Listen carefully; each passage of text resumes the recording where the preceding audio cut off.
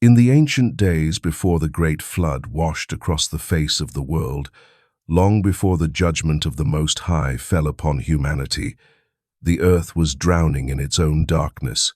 The air itself seemed heavy with corruption. Violence shaped the thoughts of men. Their hearts were turned toward wickedness, and the land groaned beneath the weight of every cruelty. The night skies felt lower, as if the heavens were pulling away from a world that no longer remembered its creator. Every sunrise came with the same sense of foreboding, and every sunset carried whispers of a coming reckoning. It was a time when hope was fading, and the boundary between mortal life and divine wrath grew thin. Imagine living in those days, when the ground beneath your feet trembled not from storms or quakes, but from the moral decay of an entire generation.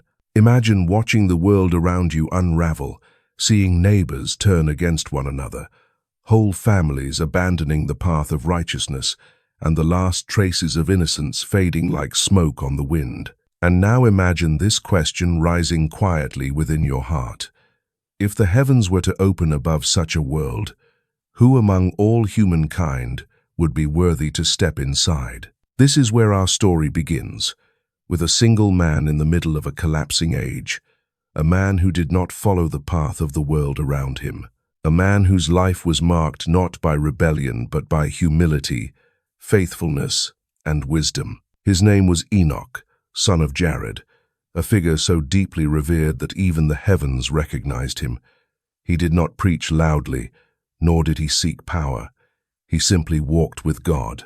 In a generation swallowed by darkness, he became a living contrast, a reminder that righteousness was still possible, even in the bleakest of days.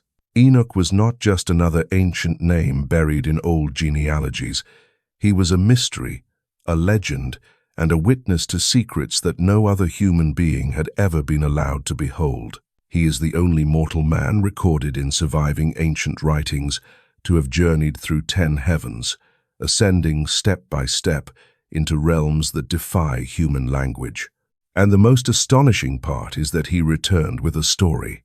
The visions he saw, the beings he encountered, the voices he heard, and the revelations he received have echoed through Hebrew tradition, early Christian writings, and mystical teachings for thousands of years.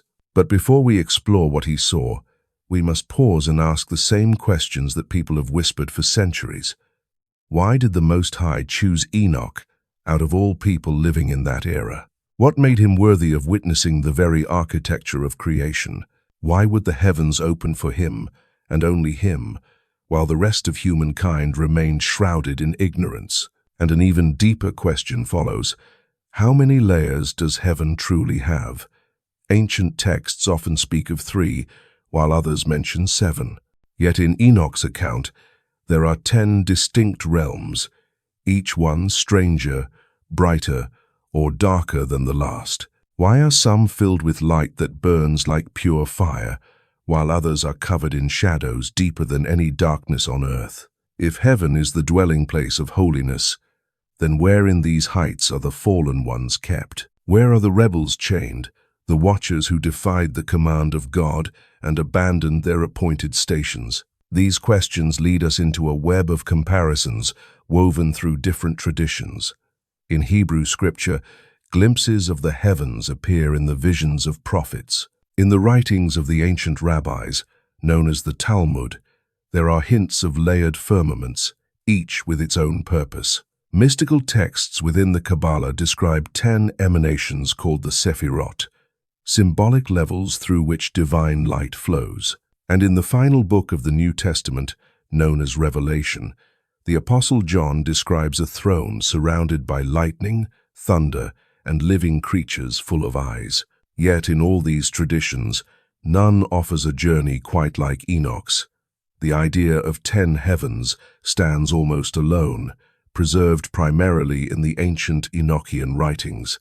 It is a structure both rare and breathtaking, a cosmic ladder stretching far beyond what most faith traditions describe. Through Enoch, we are given the only surviving guided tour of these 10 layers, from the clouds just above the earth to the blinding throne room at the very summit.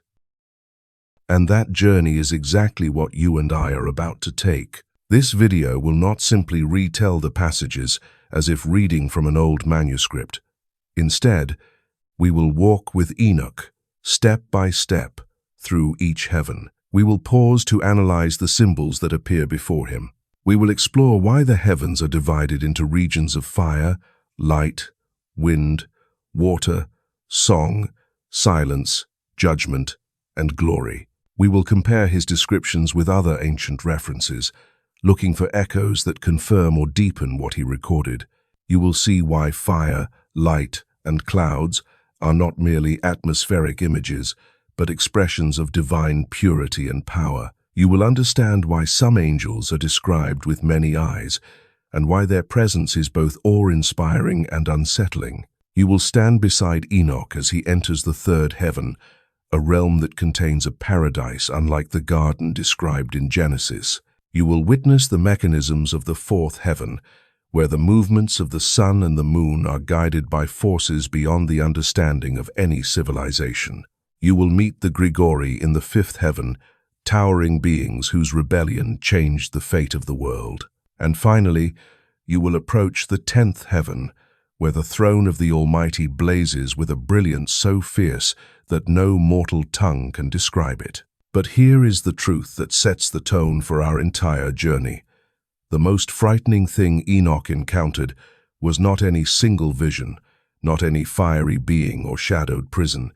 The most terrifying part of his journey was the meaning behind what he saw. The heavens are not merely places of wonder. Each one reflects a truth about creation, judgment, purpose, time, and the cost of righteousness. So as we begin this exploration together, remember this final thought. The real question is not what Enoch witnessed in the 10 heavens, but what those visions reveal about the divine order that governs everything, including us. If you are ready, let us follow Enoch into the first heaven, the world Enoch lived in before he was taken up. Before Enoch ever set foot in the first heaven, long before he witnessed angels of fire or rivers of light, something began to stir within him. It did not begin with thunder from the sky or voices echoing across the mountains. It began quietly, in the stillness of one night, when the world outside his home seemed calm, yet his spirit trembled as if touched by an unseen hand. When he closed his eyes that night, he did not sink into ordinary sleep. Instead, he fell into a vision so overwhelming that it shook him to his core. In the dream, a heavy pressure filled his chest, a weight that felt too great for any mortal heart to bear. It was not fear, although fear was woven through it. It was not sorrow, although something sorrowful pressed against him. It was as if the heavens themselves were leaning toward him, their light entering a place within him that had never been opened before. He tried to cry out, but his voice was trapped. He tried to wake, but the dream held him fast. His eyes were wet with tears he could not understand, tears that came from a place deeper than thought. Then, suddenly, the dream ended, but the feeling did not.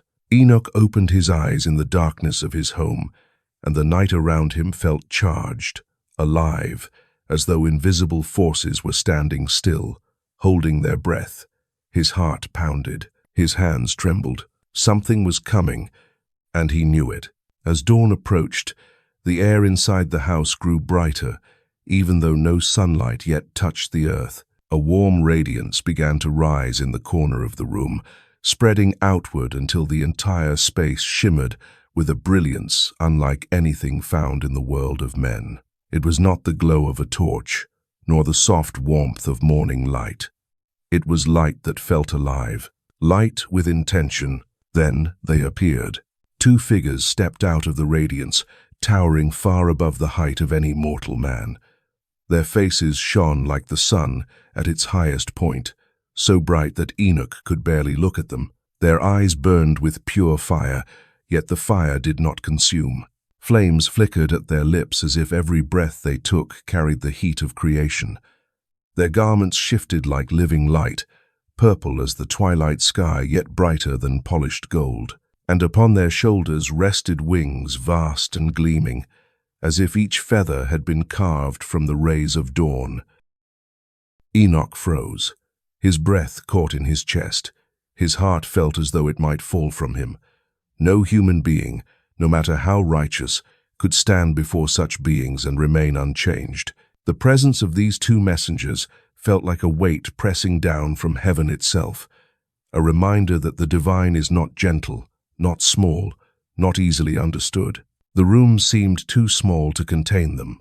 The world itself felt too small, yet the beings did not move with anger or judgment. They simply stood at the edge of his bed, watching him with an expression that blended authority, calm, and something that almost resembled compassion. When they spoke his name, the sound did not enter his ears. It entered his very soul. The air vibrated. The house trembled. The world itself seemed to pause. Their voices carried a message that would change the course of Enoch's life and would echo through history. He was to rise and follow them, for the Most High had summoned him. To understand the power of this moment, we must pause and consider what these two figures represent within Hebrew tradition. Angels who shine like the sun are not ordinary messengers. In ancient Hebraic imagery, radiant beings symbolize purity untouched by corruption, beings who stand so close to the presence of God that light clings to them like a garment. Their brightness is not merely a visual effect. It is a sign of authority, holiness, and the unapproachable glory of the divine. In many Hebrew writings, the sun represents the full strength of truth, righteousness, and revelation. For two angels to appear with faces like the sun was a signal that Enoch was being called into a realm of absolute truth, a realm where nothing remains hidden. Enoch understood. He did not yet know where he would go, nor what he would see, but he knew that these beings had come with a purpose that no mortal could refuse. The dream was only the beginning. The true journey was about to unfold, a journey that would lift him from the earth and carry him beyond the clouds, beyond the sky, and into the first of the 10 heavens. The first heaven, the great sea above, and the storehouses of nature, ***.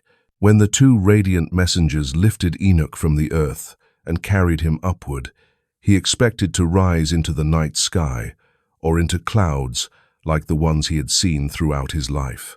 But what he entered instead was something he could never have imagined. The moment they crossed the threshold between the world below and the realm above, the air changed. The light changed. Even sound itself felt different, as if creation obeyed a new set of laws here. And then, before him, stretching farther than the eye could see, appeared a vast and shimmering expanse. It was a sea, but it was not a sea like those on earth. The waters above him moved with a glimmering, glass-like fluidity, as though the surface reflected not sunlight but something purer, something untouched by human experience. Waves rose and fell in slow, majestic breaths, glowing with hints of silver and pale blue. Each crest seemed to hold its form for a moment too long, as if time itself hesitated out of reverence. Enoch had never seen anything so serene and otherworldly. The angels gently settled him upon the edge of this great expanse, a boundary made of clouds so thick they felt almost solid beneath his feet. The two messengers allowed him a moment to absorb the sight. Above and around him, the first heaven opened like a vast chamber woven from mist and radiance. This was the Sea of the Heavens, a reservoir that ancient tradition sometimes compares to the waters God separated in the beginning of creation. Yet here, it took on a life of its own.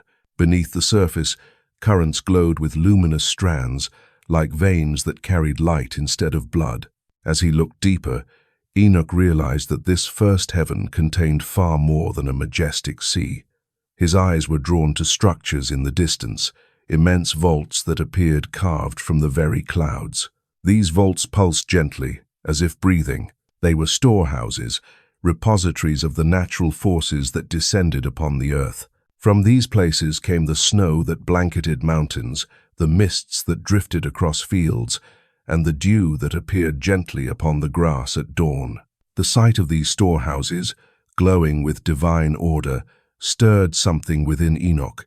Each chamber held a different substance, One glistened with layers of snow, white and pure, packed in delicate sheets that sparkled under the heavenly light. Another chamber breathed out gentle clouds that curled and folded like living creatures. A third held a glowing mist that shimmered like a fine veil woven from water and moonlight. The angels explained to Enoch that these were the treasuries of the Most High, places where the elements were preserved until the appointed time when they would be released upon the world below. There is an echo of this vision in the ancient poetry of the Book of Job, where the voice of God asks a series of questions that no mortal can answer. One of those questions speaks of the storehouses of the snow and the storehouses of the hail, mysteries that lie beyond human understanding. In those verses, the Almighty challenges Job, asking if he has ever seen the hidden places where these forces are kept. Enoch, unlike any other mortal, was not simply being asked, he was being shown. He was standing inside the divine answer to those ancient questions. But these images were more than literal descriptions of weather and nature. In Hebrew thought, the idea of a heavenly storehouse carries deep symbolic meaning. Snow, for example, often represents purity, cleansing, and renewal. Dew symbolizes blessing and divine favor, arriving quietly and faithfully. Clouds signify the hiddenness of God, a veil that both reveals and conceals. By placing these elements within storehouses, the vision suggests that nothing in nature is random or chaotic. There is an unseen order behind every seasonal change, every storm, every breath of wind. For Enoch, the message was clear. The first heaven revealed not only beauty, but structure. It showed him that creation is governed with precision, held together by intentional design. The great sea above was not a wild expanse. It flowed according to a pattern set down before the foundations of the world. The storehouses did not release their contents on a whim. They obeyed a timing known only to the one who created them. As he gazed out over the shimmering waters and the glowing vaults, Enoch felt the first stirrings of awe that would deepen with every step upward. He was beginning to understand that the heavens were not simply realms of wonder. They were realms of purpose, realms of order, realms where every force that touched the earth originated from higher, unseen hands. And the first heaven, with all its serene mystery, was only the beginning. The second heaven, a realm of darkness, and the imprisoned angels, asterisk. When the angels lifted Enoch from the peaceful glow of the first heaven and carried him higher, he expected that the radiance would intensify, that the journey upward would lead him deeper into light. Instead, the world around him dimmed. The air grew colder. The bright sea beneath him vanished from sight. The glow that still clung to the wings of his heavenly guides became the only source of illumination. Then, like a curtain falling across a stage, darkness descended. The second heaven was unlike anything Enoch had seen or imagined. It was not darkness in the way humans understand it. This was a darkness that felt alive.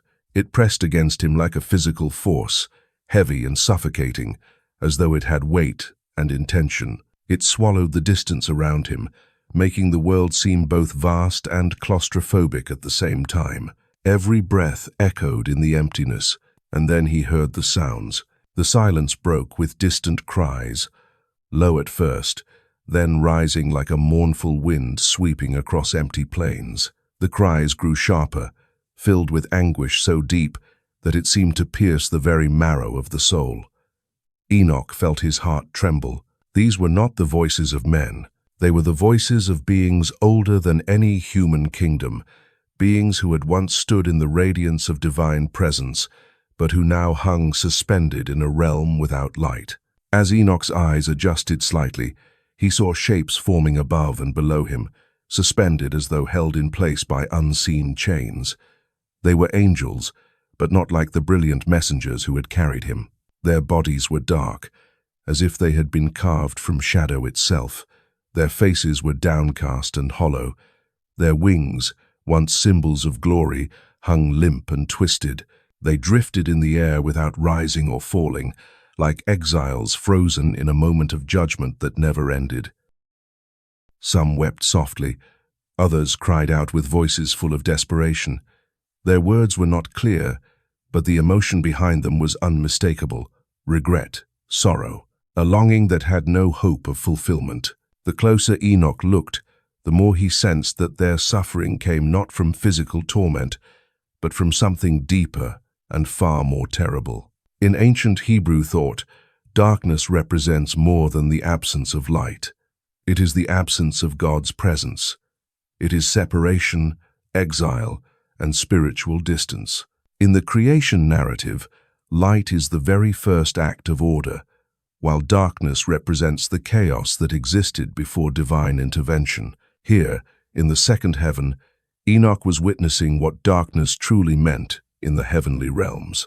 It was not merely a place, it was a condition, a state of being cut off from the source of all life and purity. The cries of these imprisoned angels echo themes found later in Scripture, where ancient authors describe the fate of heavenly beings who abandon their appointed places. In Jude chapter 1, verse 6, they are spoken of as angels who did not keep their proper domain and were kept in everlasting chains under darkness. In 2 Peter chapter 2, verse 4, they are described as being cast into gloomy pits, reserved for the day of judgment. Enoch, however, was not reading these descriptions. He was standing in their midst. He was witnessing the reality behind those words. The angels who guided Enoch finally spoke, explaining that these were the apostates, the ones who had turned away from the commandments of the Most High and followed the path of their own desires. Their separation from God was not only a punishment, it was the direct consequence of their rebellion. When they moved away from the light no longer followed them. When they rejected the presence of God, they were left with the only thing that remained, a realm where light could not dwell. Enoch felt a deep sadness for them. The beings suspended before him had once stood in glory, serving in the courts of heaven.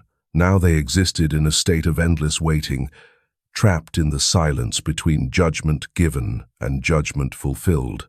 Some called out to Enoch, begging him to pray for them. But even as he felt compassion, he understood the truth. No mortal could undo what they had chosen. No human being could restore them to the light they had abandoned. The angels who accompanied Enoch emphasized the meaning behind what he was seeing. Darkness, in this realm, was more than a symbol. It was the embodiment of separation from the divine. Light is life. Light is truth. Light is the presence of the Creator. To exist apart from it is to exist in a state where nothing grows, nothing warms, nothing heals. This was the true nature of their suffering. The chains that held them were not iron or metal. The real chains were the distance between them and the glory they had once known. As Enoch prepared to ascend to the next heaven, he carried with him a somber understanding. The heavens contain beauty and wonder, but they also contain the results of choice and consequence. And the second heaven stood as a reminder that even beings made of light can fall into darkness when they turn away from the one who gave them their radiance. The darkness closed behind him as he rose, but its lesson would linger long after he left it behind. The third heaven, paradise above, and the cold abyss below, ****. As Enoch rose from the suffocating darkness of the second heaven, he expected the heavy gloom to fade gradually, like night giving way to dawn.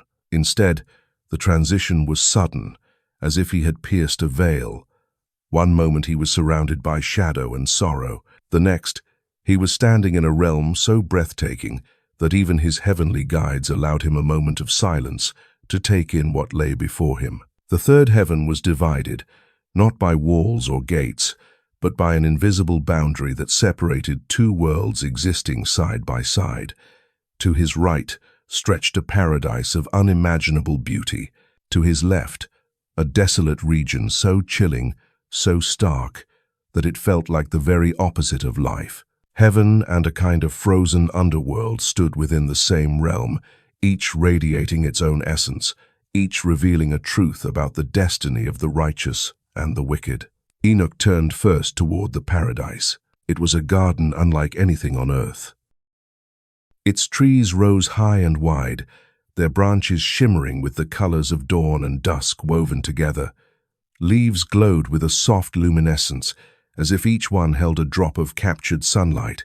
Flowers of every shape and hue opened and closed in gentle rhythms, releasing fragrances that made Enoch's soul feel lighter. Some blossoms shone like polished silver. Others glowed like embers beneath a breath of wind. At the center of the garden stood the tree of life. Its trunk shone like burnished gold, radiating warmth without heat. Its branches stretched outward in arcs of living firelight. Fruits of every color hung from its limbs, each surrounded by an aura of gentle brightness. No words could fully describe the light it carried. It was neither sunlight nor flame. It was something purer, something that seemed to pulse with the very essence of eternity. The sight called to mind the earliest passages of Genesis chapter 2, where a garden planted by God contained the tree of life, standing as a symbol of eternal communion with the Creator. And in Revelation chapter 22, the tree appears again, bearing fruit in every season, its leaves for the healing of nations. Standing here, Enoch realized that these ancient descriptions were glimpses, reflections of a reality far more radiant than earthly language could contain. From the roots of this tree flowed two streams. One shimmered white like milk, rich and luminous. The other glowed golden like honey warmed by sunlight. They mingled for only a moment before separating again, winding through the garden in paths of purity and sweetness. These streams represented more than nourishment. Milk symbolized innocence, nurturing, and the sustaining mercy of God. Honey symbolized delight, fulfillment, and the reward of the righteous. Together, they revealed the fullness of divine provision, flowing from the source of life itself. The angels told Enoch that paradise existed between corruption and incorruption. It was a threshold, a boundary between what decays and what endures. On one side lies the world that falls to time. On the other side lies the realm of eternal purity. The third heaven stood at the crossroads of both, a place where the righteous were prepared for the life to come. It was neither entirely mortal nor entirely divine. It was the bridge between them. But when Enoch turned to his left, the beauty faded into a sight that chilled him to the bone. Cold winds swept across a barren plain. No trees grew there, no flowers opened. Instead, the landscape was filled with jagged ice, steep cliffs, and a deep, hollow darkness that felt different from the second heaven. This darkness was not the weight of separation. It was the coldness of a heart turned willingly away from goodness. A freezing emptiness that mirrored the choices of those who had embraced cruelty, envy, and violence in life. A river of frost flowed through this place, its waters so cold they seemed to steal warmth from the air itself. Enoch shivered, not from physical cold, but from the understanding that this realm stood as a reflection of the soul's final state when it has rejected the light. The cries here were faint but unmistakable, a warning more than a punishment. It was the shadow of what comes when life is spent pursuing what withers, rather than what endures. The contrast between the two sides of the third heaven was overwhelming. One side overflowed with life, the other collapsed into emptiness. One side glowed with color, the other dulled everything it touched. One side sprang from communion with the Creator, the other from separation by choice. Enoch felt the truth written into the very landscape around him. Paradise was not merely a reward, it was a revealing. The milk and honey flowing through its streams represented not only blessing, but alignment with the order of creation. The cold wasteland beside it showed the inevitable end of a soul that turns away from that order. Together, these two halves revealed the moral structure of the universe. As Enoch stood between paradise and the frozen abyss, he sensed that he had entered one of the most mysterious and emotional realms of all the heavens. The third heaven was not simply beautiful, it was meaningful. It was a vision of destiny, choice, and consequence woven into the very fabric of creation. And after this moment of awe and trembling, the angels prepared to lead him higher still. The journey into the deeper wonders of the heavens had only just begun. The fourth heaven, the divine machinery of the sun and the moon, asterisk. When Enoch rose from the third heaven, where paradise and the frozen abyss stood side by side, he expected that the next realm would return him to beauty and warmth. He was not prepared for what awaited him. The fourth heaven did not open like a garden or a vast sea. It opened like a great celestial workshop, a realm filled with the pulse and rhythm of creation itself. It felt alive with movement, with precision, and with a kind of order that no human mind had ever fully grasped. The moment he entered, Enoch heard a deep humming, like the sound of many voices singing the same low note. Rays of light crossed the sky in sweeping arcs, each moving with steady purpose. The heavens here were not quiet. They were alive with motion and energy. Enoch realized that he had stepped into a realm where the cycles of day and night were shaped, guided, and sustained. He looked forward, and there he saw the vast wheel of the sun. It was enormous, greater than any mountain on earth, a blazing circle suspended in the air. Its light was not only brightness, it was heat, fire, and life woven into a single radiant force. The wheel turned with smooth, powerful motion, pushed forward by invisible winds and guided by forces that seemed older than time. Around it, he saw angels moving with grace and determination, each one assigned to a task within this great machinery. Their garments glowed with warm gold, reflecting the fiery brilliance of the sun's wheel. Some angels fed the flames that kept the sun burning. Others measured its path with long rods of light. A great number of them moved alongside the wheel as attendants, ensuring that its journey remained steady and uninterrupted. The sun did not simply rise and set by natural instinct. It was guided, upheld, and energized by the hands of heavenly beings whose work sustained the entire world below. Enoch's guides explained that the sun passed through 6 gates on its journey across the sky. These gates were not small openings. They were towering arches carved from living light, each one marking a segment of the sun's path. As the seasons changed, the sun entered these gates at different positions, creating shifts in shadow, temperature, and length of day. Enoch understood that this was not a mechanical structure, nor was it random. It was intentional. It was the architecture of time itself. The idea of the 6 gates might seem mysterious to a modern listener, but in ancient writings such as the Book of Jubilees, the sun is described as moving through fixed portals that determine the calendar and the seasons. This reflects a worldview in which the heavenly bodies are not merely distant objects, but instruments guided by divine order. Even in the cosmology of ancient Egypt, the sun was believed to travel through gates each night and morning, accompanied by spiritual forces that protected and directed it. What Enoch saw echoed these ancient patterns, but with a clarity and grandeur that surpassed them all. Here, the cycles of creation were not myths or metaphors, they were living realities. As Enoch continued to observe, he noticed creatures flying alongside the sun. Their bodies were enormous, their wings stretching wider than the length of city walls. Their feathers shimmered with colors that shifted like rainbows in motion.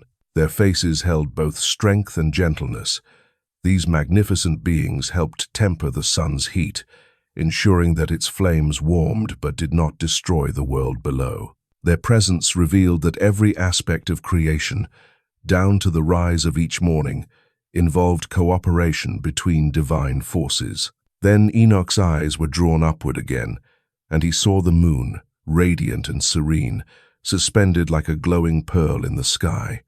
Unlike the sun, its light was cool and soft, steady as a whispered song. Angels guided its path as well, marking its phases with patient care. It passed through 12 gates, each linked to its cycles of fullness and decline. While the sun ruled the day, the moon ruled the night, creating balance between brightness and rest, heat and coolness, motion and silence. The harmony between the sun and the moon became clear to Enoch. Their paths were not independent. They intertwined, complementing each other to keep the earth in balance. For every force, there was a counterforce. For every blaze of heat, a breath of coolness. For every day, a night. Creation moved not through chaos, but through cooperation. Enoch began to understand why this heaven was revealed to him after the realms of paradise and judgment. The sun and moon were more than lights in the sky. They were markers of time, the very rhythm by which life unfolds. The 6 gates of the sun and the 12 gates of the moon were symbols of the structure beneath existence itself. Nothing in creation was accidental. Nothing moved without purpose.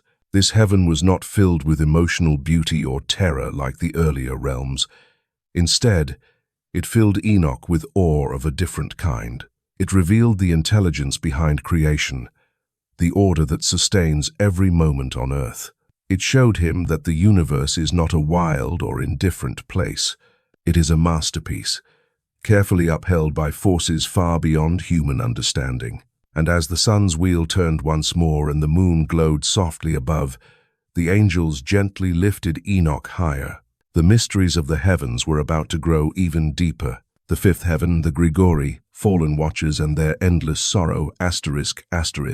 As Enoch rose from the rhythmic brilliance of the 4th heaven, where the sun and moon moved with divine precision, the world around him changed again. The gentle hum of cosmic order faded, replaced by a silence so heavy that it pressed down on him like a physical weight. The air became still. The light dimmed, not into darkness like the 2nd heaven, but into a gray, muted twilight that seemed frozen in time. The 5th heaven lay ahead, and its presence carried a solemn intensity unlike any of the realms he had seen before. When his feet touched the ground of this realm, Enoch felt the atmosphere shift. Before him stood towering figures, greater in size than any giant known on earth. Their bodies were massive, their shoulders broad like mountain cliffs, and their wings, once radiant, now drooped in exhaustion. Their faces were drawn and hollow, marked by grief that had etched itself into every line. These were not the fierce prisoners of the 2nd heaven. They were something different, something tragic. These were the Grigori. In the ancient traditions preserved in the 1st Book of Enoch, the Grigori are known as the Watchers, the angels assigned to observe and guide humanity. They had once stood in high positions, guardians who watched over the world with vigilance and wisdom. But here, in the 5th heaven, the Grigori stood silent, their sorrow thicker than the air around them. Their glory had faded, not because of imprisonment, but because of regret. As Enoch approached them, their eyes lifted, revealing depths of pain that could not be measured. Their expressions were haunted, like beings who had lived through 1,000 years of remorse. Their voices, when they spoke, trembled with longing, sorrow, and a weight of memories too heavy for any mortal to carry. They recognized Enoch. They knew who he was before he said a word. They knew his righteousness, his humility, his closeness to God. And because of that, they listened to him. He was not a judge. He was not a conqueror. He was a man who walked faithfully with the Creator, and that path granted him a presence unlike any other mortal. In this realm of fallen guardians, his voice held a quiet authority. Enoch, moved by their suffering, spoke to them with compassion. He urged them to return to service, to lift their voices once more in worship, to reclaim even a fragment of the purpose they had abandoned. He did not speak as one above them, but as one who understood the pain of separation from the divine. His words were gentle, yet filled with a sincerity that pierced the sorrow weighing down their immense forms. For a moment, a flicker of something passed through the Grigori, hope, perhaps, or memory. They glanced at one another, as if remembering who they once were, as if recalling the light that once clothed them. Enoch's presence stirred something dormant within them. They were not beyond redemption. They were not beyond the reach of truth. Though judgment had been pronounced, their voices could still rise. In the writings of the Watchers, the tragedy of the Grigori lies in their descent. They abandoned their station. They walked away from the place they were given. And because of that, they fell into corruption, leading humanity astray and bringing great disorder to the world. Yet here, in the fifth heaven, they were not raging rebels. They were grieving beings who understood the cost of their betrayal. Their silence was not defiance. It was heartbreak. Enoch's ability to speak to them was not due to status or power. It came from character. In the heavenly realms, spiritual authority is not measured by strength, but by purity. Enoch's devotion, his humility, and his unwavering walk with God created a resonance the fallen angels could feel. They listened because his spirit carried a harmony with the divine that they had once known. His presence reminded them of the life they had lost. Then, something remarkable happened. As Enoch's words settled over them, the stillness of the fifth heaven broke. From the ranks of the Grigori came the sound of voices rising together, not in rebellion, not in lament, but in song. Their tones were rough, shaken, and filled with emotion, yet the melody echoed with sincerity. It was a cry for mercy, a remembering of glory, a trembling attempt to reach upward from the place they had fallen. The sound of their song carried through the vast expanse of the fifth heaven, rising like a plea, like a confession, like the first breath of a heart seeking to return to the light. And as their voices rose, the angels who accompanied Enoch prepared to guide him onward. The journey was far from over, and the higher heavens held mysteries far greater still. With one final look at the Grigori, Enoch stepped forward, ready to ascend. The sorrow of the fifth heaven stayed with him, a reminder that even among beings of immense power, the heart's choices can shape destinies more deeply than strength ever could. The heavens above awaited. The sixth heaven, the forces that govern the world. Asterisk, asterisk. When Enoch rose from the realm of the grieving Grigori, the atmosphere around him shifted once more. The sorrow of the fifth heaven faded behind him like a distant echo, replaced by a clarity that felt almost cleansing. As he ascended, a brightness appeared ahead, not the fiery brilliance of the sun's machinery, but a clear, steady radiance that filled the air with a sense of purpose. When he crossed into the sixth heaven, Enoch felt as though he had stepped into the very blueprint of creation. Before him stretched wide fields of light, arranged like vast halls without walls. Angels moved across these expanses with steady grace. They were neither mournful nor exuberant. Their faces were calm, focused, and filled with a sense of responsibility. Each one carried an aura of quiet authority, as though they held knowledge that sustained the entire world below. Enoch quickly realized that this heaven was home to the forces that managed the world's daily rhythms. These angels oversaw the cycles of the seasons, guiding spring to awaken the earth, summer to ripen its fruits, autumn to gather the harvest, and winter to let the land rest. Others supervised the flow of rivers, ensuring their paths nourished fields and forests. Still others tended to the growth of plants and the flourishing of every type of vegetation, from the smallest herb to the grandest tree. Here, nothing happened by accident. Every shift in temperature, every change in wind, every rising of the tide was accounted for. The angels recorded, measured, and released these forces with care. They seemed to work not with strain, but with harmony, moving as though they were part of a grand symphony, each one playing a role that contributed to the balance of the world. Enoch had seen the heavenly machinery of the sun and the moon in the fourth heaven, but here he saw the consequences of those rhythms. Time itself shaped the land, influencing the growth of crops, the migrations of animals, and the nourishment of humanity. This heaven was the realm where the fabric of natural order was maintained. It was a reminder that creation was not a wild, uncontrolled force. It was intentional, structured, upheld by countless unseen hands. This vision echoes ancient teachings found within the Midrash, where angels are described as guardians over elements of nature. Some are said to direct the winds. Others are placed over the waters, the mountains, or the forests. In those traditions, natural forces are not blind or chaotic, but servants carrying out divine command. Enoch's experience here mirrored that worldview, but with greater clarity. He was watching the spiritual architecture behind every sunrise, every rainfall, and every harvest.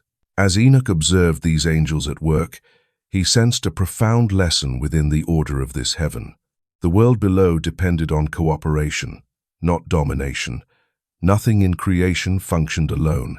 Rivers required rainfall, plants required sunlight, seasons required harmony to sustain life, and above it all, spiritual beings ensured that the balance continued unbroken. The moral meaning was unmistakable. Just as the angels worked together to preserve creation, humanity was called to live in harmony as well. The world was designed around interdependence. Every act of selfishness, every attempt to seize more than one needed, disrupted the balance. The angels did not force nature into obedience. They guided it gently, respecting the natural flow set in place by the Creator. Their service was a form of humility, a recognition that they upheld a purpose larger than themselves. Enoch felt this truth settle deeply within him. The sixth heaven revealed that righteousness is not only about avoiding wrongdoing, it is about aligning oneself with the order of creation, embracing responsibility, and contributing to the greater harmony of life. Every field that blossomed, every river that nourished, every season that arrived on time reflected a sacred pattern. As the angels continued their work, Enoch's guides prepared him to ascend once more. The heavens above were filled with greater mysteries still, but the lesson he carried from this realm was clear. Creation thrives when every being fulfills its purpose with integrity. The world below depended on unseen hands above, and in the same way, humanity depended on living in accord with the wisdom woven into creation itself. The seventh heaven, the kingdom of light and the multitudes of angels, asterisk. As Enoch ascended from the sixth heaven, where the forces of nature moved with steady, sacred order, he felt another shift in the atmosphere. The brightness grew sharper, not warm like the sun's light, but pure and intense, like a fire that burns without consuming. The air vibrated with a sound that was almost music, yet not quite melody. It was more like the resonance of countless wings moving in perfect unison, stirring the very fabric of the realm ahead. When Enoch crossed the boundary into the seventh heaven, he entered a kingdom made entirely of light. The brilliance was overwhelming. It filled every corner of the realm, as though the space itself was woven from radiance. The light did not flicker or dim. It stood constant, steady, and alive. Within this blazing expanse, Enoch saw beings unlike any he had encountered before. These angels were vast, their forms towering yet fluid, as though they were shaped from living fire. Their wings stretched wide in multiple pairs, each set overlapping the next, like layers of white flame. But what struck Enoch most was their eyes. These angels possessed many eyes, spread across their wings, their shoulders, their faces, and even their forms. The eyes were not frightening. They were luminous, alert, and full of perception. Each one shimmered like a polished jewel set ablaze. Wherever these beings moved, the eyes moved with them, watching with unwavering awareness. In their presence, Enoch felt seen in a way that reached far deeper than physical sight. It was as if these beings could perceive intent, emotion, and truth all at once. Their appearance echoed the ancient vision described in Ezekiel chapter 1, where heavenly creatures are portrayed with multiple wings and eyes, moving like flashes of fire, guided by the Spirit of the Almighty. Those descriptions, preserved in prophetic writings, are glimpses into this realm of the seventh heaven. Enoch, however, was not witnessing a vision from a distance. He was standing in the midst of it, surrounded by the very beings the prophet had described. These angels were part of the highest orders of the heavenly host.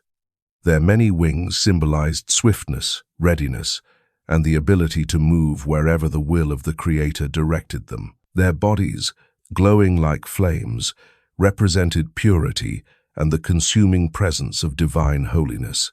And their countless eyes carried a meaning unlike anything Enoch had encountered before.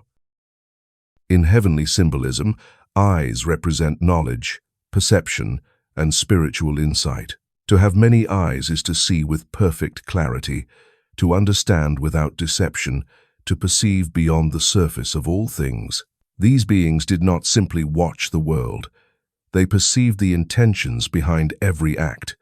They understood the currents of time, the motives of hearts, and the flow of divine purpose. Their vision penetrated through every realm, sweeping across the heavens and the earth with complete awareness. Enoch realized that this abundance of eyes was not ornamental. It was essential. These angels served in the direct presence of the Creator.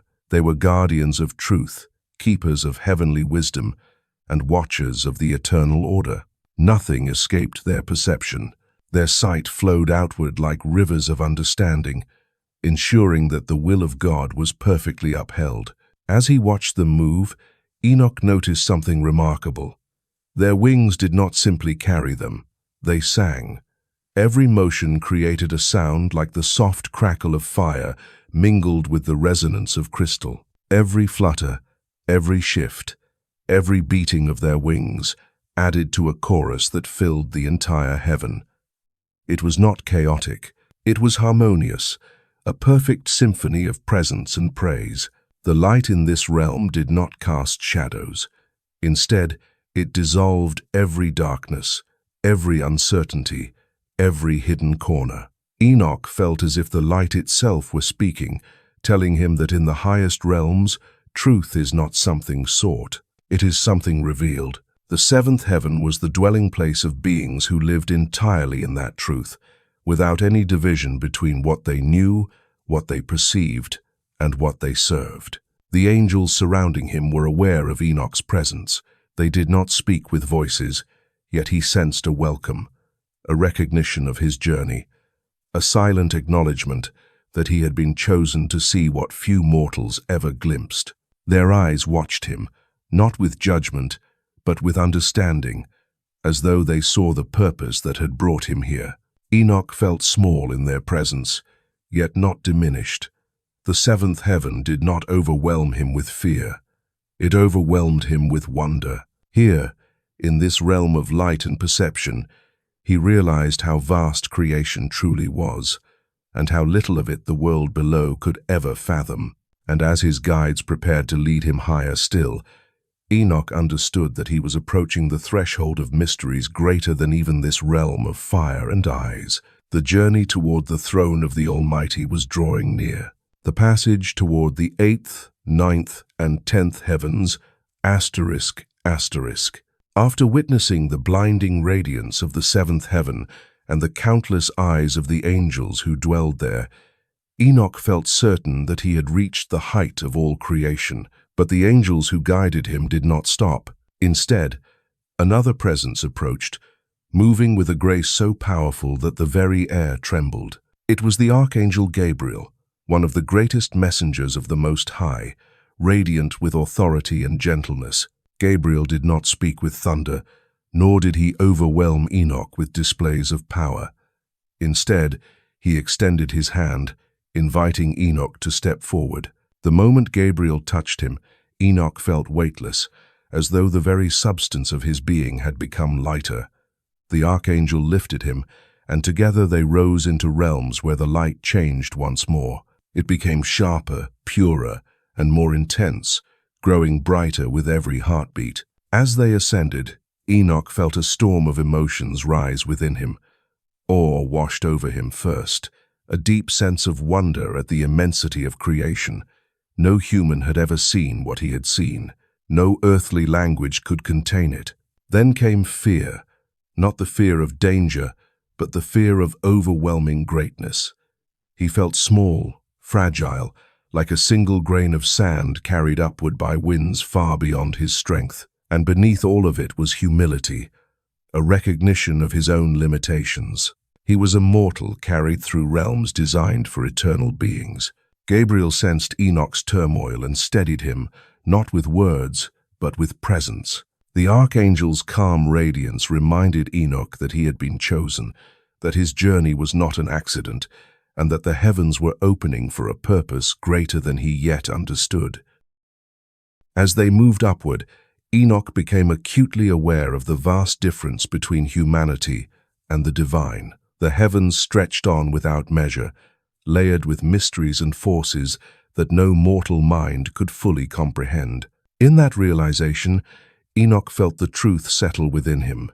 Human life is brief, fragile, and fleeting, yet cherished by the one who governs the stars. It was in this state of awe, fear, and profound humility that Enoch approached the next realms.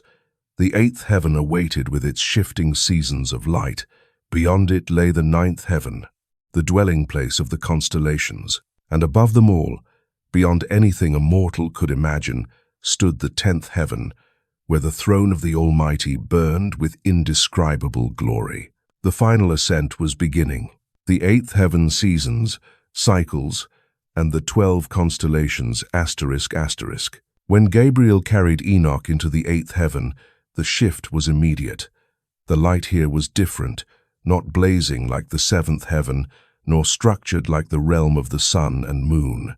Instead, it moved in patterns, flowing and circling like currents of wind made visible. The air shimmered with waves of brightness that rose and fell in perfect rhythm, creating a sense that time itself was breathing around him. The 8th heaven was the realm of seasons and cycles. Enoch saw 12 vast paths stretching across the sky like radiant highways, each one glowing with its own color and movement.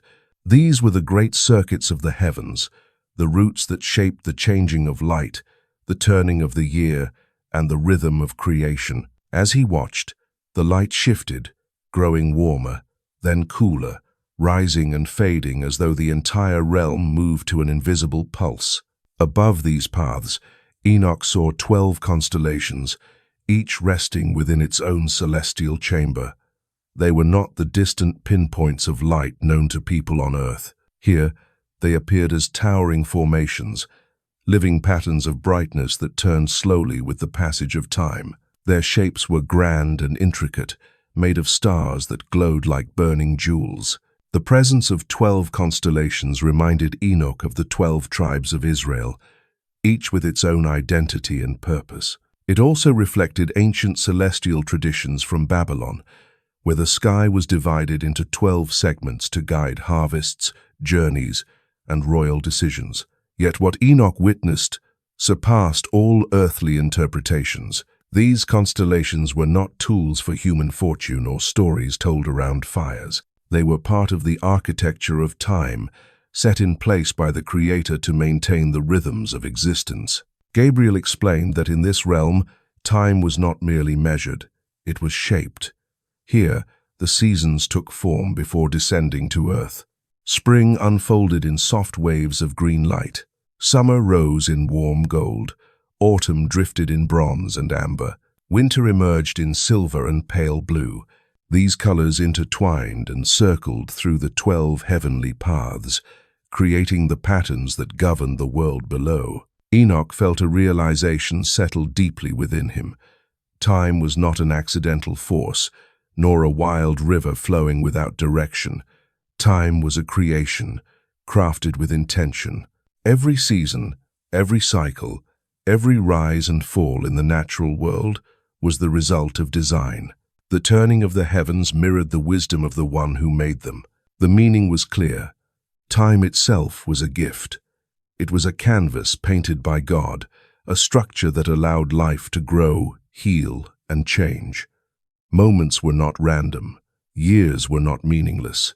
Time carried purpose, guiding humanity toward reflection, renewal, and understanding.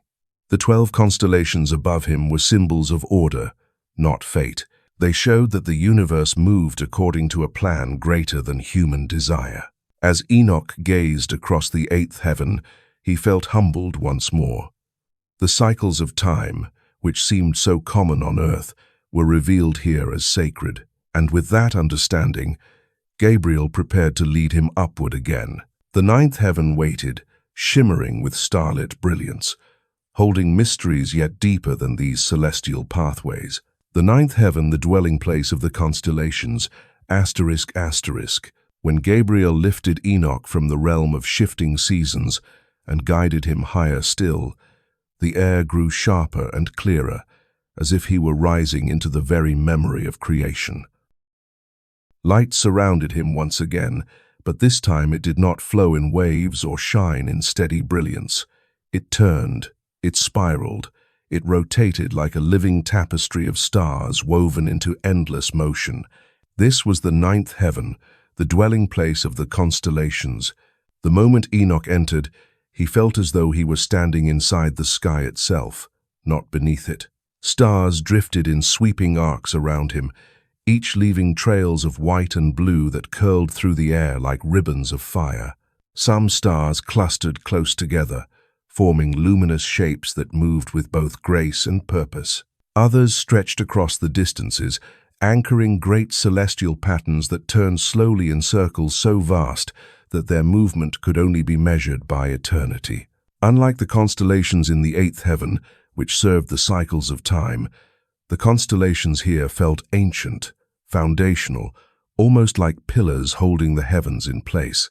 They formed structures that resembled colossal chambers of starlight, each one glowing with its own rhythm.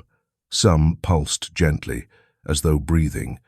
Others rotated like wheels turning through invisible water. Still others shimmered with steady brilliance, marking their place in the vast design of the cosmos.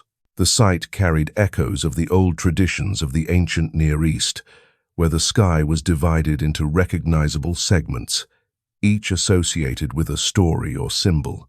In those cultures, the stars were believed to give structure to the heavens, forming the great circle of the zodiac.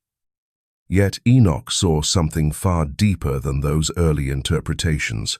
Here, the constellations were not omens, nor were they fortune-tellers. They were living symbols carved into the architecture of the heavens themselves. They represented stability, continuity, and the vastness of divine imagination. Their shapes told the story of a creator who did not simply build the world, but adorned it, filling the sky with patterns that would guide and inspire every generation that walked the earth. The constellations were not meant to control the destinies of human beings. They were meant to remind humanity of the greatness above them, to anchor their eyes in wonder whenever they looked upward at night. As Enoch watched these star-formed chambers rotate slowly around him, he felt an overwhelming sense of scale. No human civilization, no earthly kingdom, no mountain range or sea could match the immensity of what he saw. The ninth heaven revealed not only the beauty of creation, but its vastness, stretching far beyond the limits of the mortal mind. Gabriel remained beside him, silent but steady, as if allowing Enoch time to absorb the magnitude of this realm. The archangel's presence reminded him that even here, among the greatest lights of the sky, he was still a visitor, a mortal being gazing upon wonders meant for eternal creatures. Yet he did not feel unwelcome. The constellations did not judge him. They illuminated him, casting gentle light that wrapped around him like a cloak of silver. Enoch began to understand the symbolic meaning of what he saw.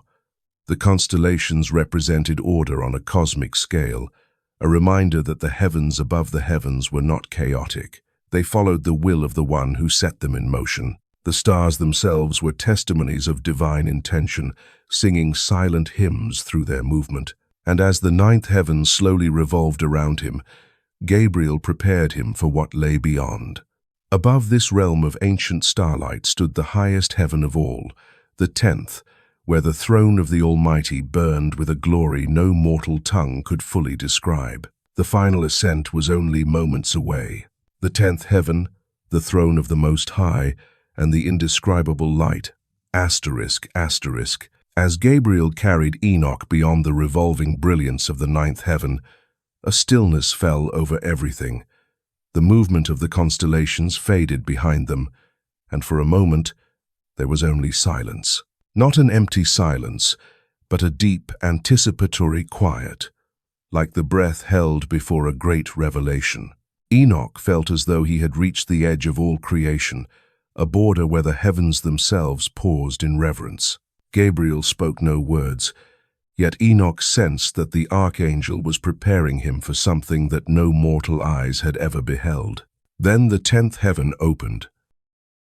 A burst of light surged outward, not bright in the way a flame is bright, nor radiant like the sun in the 4th heaven. This was light that carried presence. It possessed depth, weight, and intention. It poured through the air like a living force, seeping into everything it touched. Enoch felt it enter his very being, filling him with warmth and trembling, as though his soul itself had begun to quake. The light grew stronger. It intensified into brilliance so pure that Enoch could hardly bear it. It did not burn his flesh, but it stripped every pretense from his spirit. He felt transparent, as if his entire existence were laid bare before a gaze that saw not only who he was, but everything he had ever been and everything he would become. He had witnessed fire in the earlier heavens, but this was different. This was purity in its highest form, fire that did not consume, yet refined all things in its presence. As Enoch's vision adjusted, he saw that the 10th heaven was not a place filled with objects or landscapes. It was a realm defined by glory. Light cascaded in flowing pillars that rose higher than mountains and wider than oceans. Waves of sound resonated through the space, not music in the mortal sense, but tones that carried truth, holiness, and purpose. Each note felt like a revelation. Each sound felt like a command spoken before time began. Then Enoch saw them. Around the center of the realm stood countless hosts of heavenly beings, their forms blazing like living flames. These were not the angels of the lower heavens. These were the highest orders, the ones who dwelled nearest to the throne.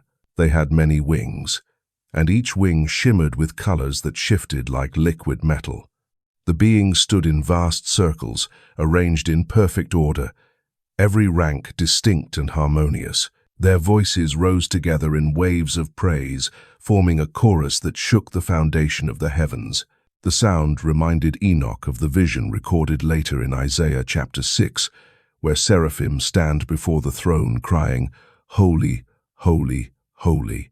It also echoed the scene described in Revelation chapter 4, where living creatures surround the throne, filled with eyes, proclaiming the glory of the one who sits upon it. But what Enoch witnessed surpassed every written description. He was not hearing words. He was hearing the essence of holiness spoken through beings made of light. The throne itself came into view, not as a physical object, but as a source of pure, unapproachable radiance. It burned with a light so intense that even the highest angels covered their faces before it. Sparks of living fire flew outward, each carrying a pulse of divine energy that rippled through the heavens. The throne did not rest on any platform. It hovered in eternal brilliance, supported by the very glory of the Almighty. And then Enoch saw what no mortal had ever seen, the presence seated upon the throne. There was no form that could be described, no shape that a mind could contain. He did not see a figure made of limbs or features. Instead, he saw an overwhelming blaze, like iron heated until it glows white, and then pushed beyond that into a radiance beyond imagination. The presence emanated beauty, power, and authority that defied all earthly vocabulary. It was as if every word ever spoken in any human language was too small to describe even the faintest edge of that glory. Enoch fell to the ground. He did not simply kneel.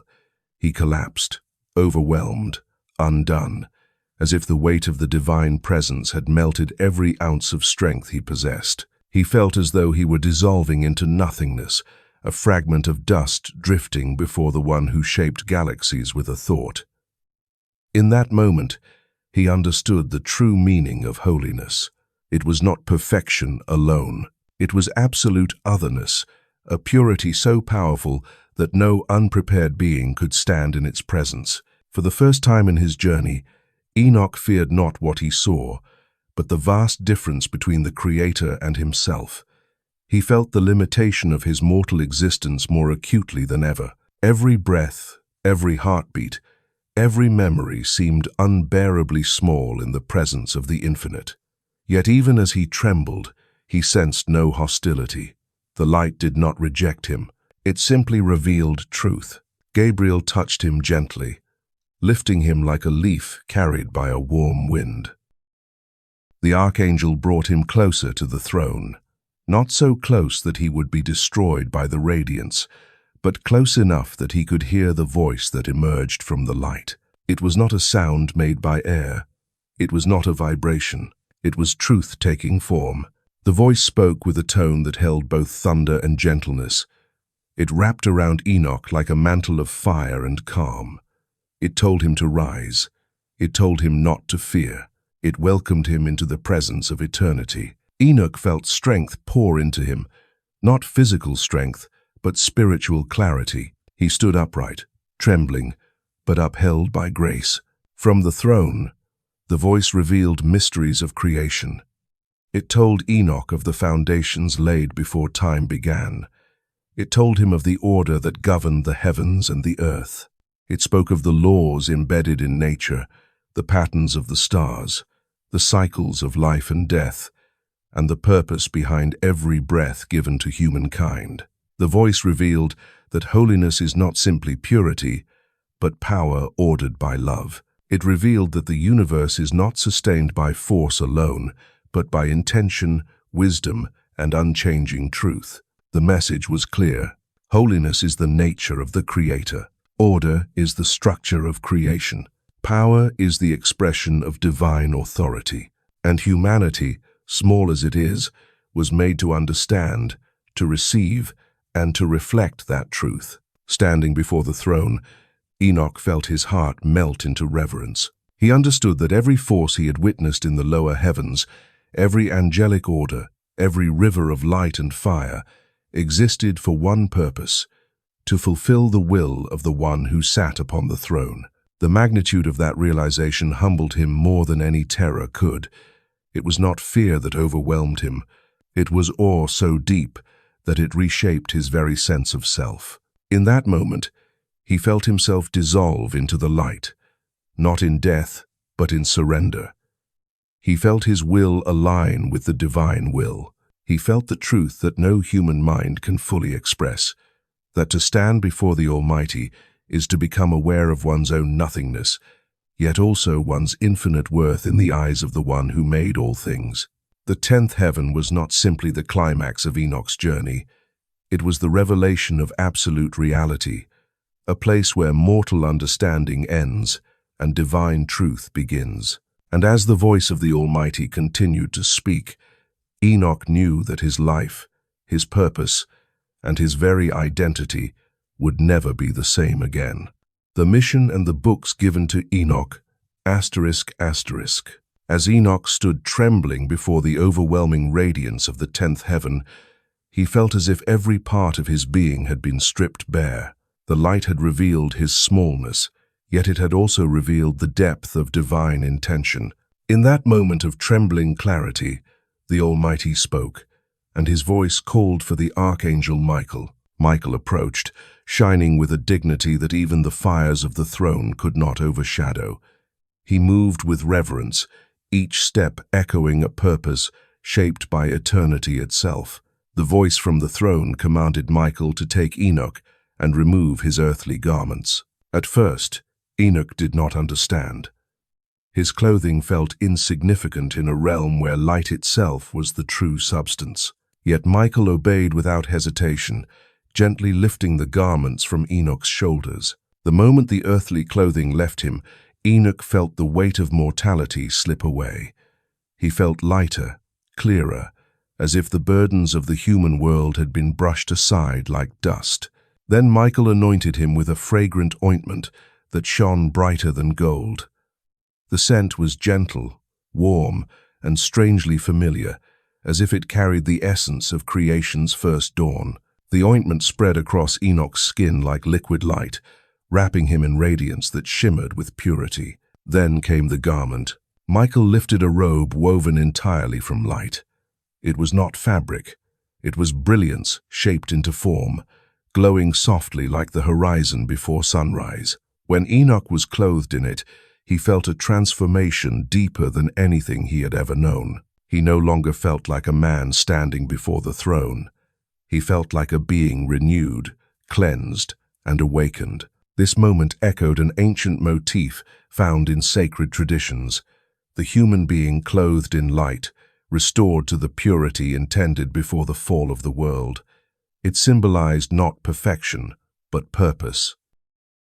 The robe marked Enoch as one who had been chosen, one who would carry a divine message back to those still bound to earth. When the transformation was complete, the Almighty called another archangel named Pravuil, a heavenly scribe known for wisdom swifter than all others.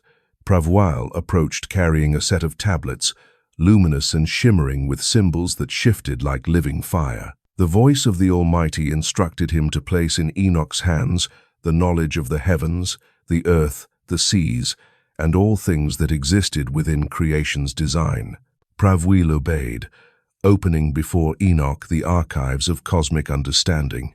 He revealed the workings of the elements, the paths of the stars, the cycles of the moon and sun, the reasons behind thunder and wind, the structure of the celestial orders, and the songs of the angels. He taught him the history of souls, the destiny of nations, and the hidden patterns that shape the world. Enoch absorbed it all, not with pride, but with a solemn awareness that this knowledge was not given for his glory, but for his mission. Then the command came. Enoch was to write. He was to record everything he had seen, everything he had heard, and everything he had learned. He was to write it clearly, so that generations yet unborn might know the mysteries of creation and the warnings of heaven. Guided by Pravuil, Enoch wrote 366 books, each one filled with revelations meant to bridge the gap between the mortal world and the divine. Every word was shaped with care, carrying the weight of heavenly truth wrapped in human language. In this task, Enoch became something unique. He became a mediator, a link between realms, a living bridge between heaven and earth. His role was not to rule, nor to judge, but to witness. He carried the responsibility of making the unseen known, of revealing that creation is governed by order, justice, and mercy. His writings became the testimony of one who had walked through the heavens and returned with the vocabulary of eternity. When the final tablet was filled and the last revelation recorded, the heavens grew still. Enoch stood clothed in light, burdened with the knowledge of the cosmos, and prepared to return to the world of men. His mission had begun. The closing reflections on the journey through the 10 heavens ***. When Enoch's journey finally reached its end, and when the radiance of the 10th heaven released him from its overwhelming brilliance, he stood transformed in ways that no mortal experience could ever replicate. His path upward had taken him through realms of beauty, terror, mystery, and unimaginable wonder. And as we step back from each layer of that ancient ascent, a larger picture begins to form, a map not only of the heavens above, but of meaning woven into the structure of existence itself. From the very beginning, Enoch's journey was shaped by dramatic transitions, each marked by a shift in atmosphere, purpose, and revelation. The first heaven opened with a stunning display of natural order, vast seas of heavenly waters, storehouses of snow and dew, and the guardians who managed them revealed that even the smallest forces of nature are held within divine intention. It was a gentle beginning, a foundation of wonder. Then came the second heaven, a realm of darkness heavier than night, filled with the cries of fallen angels suspended in sorrow. The shift from serene order to overwhelming despair was the first great turning point, reminding Enoch and all who read his story that creation contains both harmony and consequence. The third heaven opened into paradise, a garden of light and life, yet standing beside a cold abyss where the wicked tasted the chill of separation. In this realm, beauty and judgment existed side by side, revealing that the moral fabric of existence extends far beyond the world of humankind. The fourth heaven brought Enoch into the machinery of the cosmos, where angels guided the paths of the sun and moon with precision worthy of divine craftsmanship. The contrast between spiritual realms and physical order showed that creation is balanced across multiple layers, each one reflecting the mind of the Creator. In the fifth heaven, the watchers stood grief-stricken, regretting the choices that had once shaken the world. Their towering forms and mournful silence introduced a new kind of depth, one not defined by beauty or terror, but by the sorrow of beings who once held power and now lived with its consequences. The sixth heaven presented harmony once more, but this time it was the harmony of purpose. Angels tended the growth of trees, the flow of rivers, the rhythm of seasons, and the flourishing of every living thing on earth. This realm reminded Enoch that creation is sustained by cooperation, not chaos. The seventh heaven erupted with fire, wings, and countless eyes. Here dwelled the highest orders of angels, their forms blazing with perception and holiness. Their overwhelming presence marked the second great transition, preparing Enoch for what lay beyond. The eighth heaven revealed the seasons of light and the 12 great celestial paths that shape time itself. The ninth heaven displayed the dwelling of the constellations, the landmarks of the sky that provide structure to the heavens. With these two realms, Enoch discovered that time and space are not empty or random. They are intentional works of divine design. Finally, the 10th heaven opened into pure glory, a realm where the throne of the Almighty burned with light that could transform the very essence of a human soul. This final ascent was not simply the end of a journey, it was the culmination of every revelation that came before it, each heaven serving as a step toward the ultimate truth, that all things flow from and return to the source of eternal holiness. This progression from nature to morality to cosmic order to divine fire makes Enoch's journey unlike any other account preserved in ancient writings. It is both a climb and a revelation, a gradual unveiling of the architecture of creation. And at every level, Enoch was guided not by his own strength, but by the hand of heaven.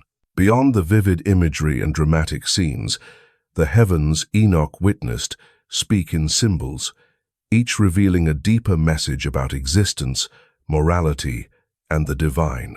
Light, throughout every heaven, represents truth. It shines not only to reveal, but to purify and guide. In the first heaven, light glimmered on the waters of creation. In the seventh, it blazed with the eyes of angels who saw all things clearly. In the 10th, it became the very essence of the Almighty. Light is understanding, purity, and revelation. It is the presence of God. Darkness, by contrast, represents separation. In the second heaven, the fallen angels were not tormented by flames. They were tormented by the absence of light. Their suffering was rooted in their distance from the truth they had abandoned. Darkness is not simply a place. It is a state of being an exile from the source of life.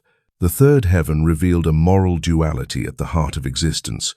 On one side lay paradise, filled with sweetness, light, and the tree of life. On the other lay a cold wasteland, empty and harsh. The two sides stood not as opposites at war, but as reflections of the choices that shape the fate of souls. This duality speaks to the ethical structure woven into creation. Righteousness leads toward life, while wickedness draws toward barrenness. The 10th heaven was the point of convergence, the apex where all symbols met. Here, light reached its purest form. Here, order radiated from the throne. Here, power was absolute, yet moved with wisdom and mercy. It was the summit of creation, the place where all things were seen clearly for what they truly were. In this final realm, Enoch understood that the structure of the heavens reflected not random creation, but a profound moral and cosmic order. Although Enoch's journey is ancient, the symbolic meaning of the 10 heavens speaks powerfully to modern life. The second heaven, with its heavy darkness and suspended angels, reflects the reality of moral collapse. It is the darkness that appears when individuals or societies abandon truth, when arrogance replaces humility, and when choices lead people away from wisdom. It warns us that separation from what is good does not begin with punishment. It begins with distance. The third heaven offers hope. Paradise is not portrayed as a distant dream, but as a realm prepared for those who act with compassion, justice, and integrity. The milk and honey flowing through the garden symbolize nourishment and joy, reminding us that goodness always produces life. Even the cold abyss beside it carries a lesson. The choices we make shape the landscape of our inner world. The fourth heaven reveals the importance of order. Cycles, seasons, and structure are not obstacles to human freedom. They are the frameworks that allow growth, stability, and meaning. In an age where unpredictability often feels overwhelming, the fourth heaven reassures us that creation itself is built on purpose. And the 10th heaven symbolizes the ultimate meaning of life. It shows that beyond ambition, beyond suffering, beyond the smallness of human concerns, there is a higher purpose. The throne represents the ultimate direction of all creation, toward truth, wisdom, and holiness. Enoch's transformation in the 10th heaven mirrors the awakening that occurs when a human soul realizes that life is not random, it is guided. Throughout Enoch's ascent, the message is consistent. The heavens reveal the structure of both the universe and the human spirit. This question has echoed across generations. Did Enoch travel through actual layered realms above the sky? Did he witness physical structures and visible angels? Or were the 10 heavens a divine vision, a symbolic journey meant to reveal truths that could not be explained in ordinary language? The answer is not given directly, and perhaps that is intentional. The 10 heavens may indeed describe a real architecture of the spiritual world, a layered cosmos more vast than modern imagination allows. Or they may represent a symbolic ascent through levels of understanding, morality, and divine revelation. Some readers see Enoch's journey as a map of the soul's growth. Others see it as an account of cosmic geography preserved from ancient times. But the beauty of the narrative lies in this very ambiguity. The heavens invite us to wonder. They encourage us to look upward, to reflect inward, and to consider the possibility that reality is far larger and more layered than the world we see. The question is not whether the 10 heavens are literal or symbolic. The question is what they reveal about the nature of creation and the destiny of the human spirit. As we reflect on Enoch's ascent, one truth becomes clear. His journey was not meant to be hidden in the past. It was preserved so that generations might ask, seek, and wonder. The 10 heavens are not merely ancient mythology. They are a doorway into questions that have shaped human thought for thousands of years. And so, if this journey through the 10 heavens has stirred your curiosity, if the mysteries of divine realms and ancient scriptures speak to something within you, then consider exploring further. There are countless stories, ancient writings, and powerful visions that invite us deeper into the cosmic imagination of the early world. There are questions that challenge, inspire, and illuminate. If you wish to uncover more of these ancient mysteries, more of these forgotten texts and hidden visions, then you are welcome to continue with us. The journey does not end here, it only begins. The heavens, after all, are wide, and their stories wait for those who choose to listen.